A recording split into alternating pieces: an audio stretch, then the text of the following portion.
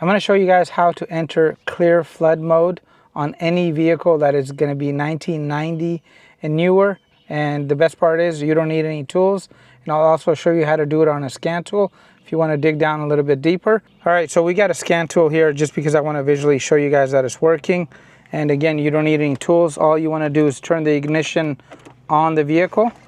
Take your foot, put it on top of the brake, and then get the floor mat out of the way. Put your right foot all the way down on the gas, and you're going to go and hit the power button.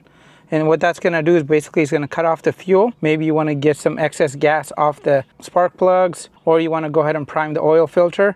And at the end of the video, I'll list some reasons why you'd want to do this. And we're going to quickly verify that's going to be happening right here. So I'm going to go and keep both feet on the pedals. This is all the way down. And I'm going to power this on.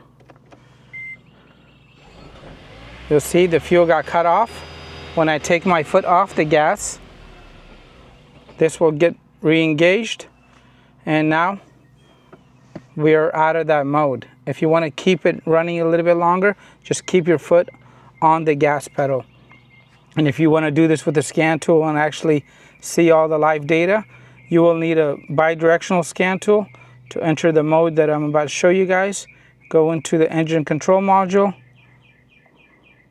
active tests, and you can use either this or the compression test to go ahead and do the same with the scan tool. Again, I think the manual method using the feet is really easy. And on the screen, I'll display 5 reasons why you'd want to go and use this mode. Again, this works for most vehicles that have fuel injection, 1990 and newer. It doesn't work for diesels and some exotic vehicles. If you want to learn how to enter the maintenance mode, I'll leave you guys a video for that, as that is really helpful on hybrid vehicles, as it'll help you troubleshoot without the engine turning on and off. As always, guys, make it a great day, and thanks again.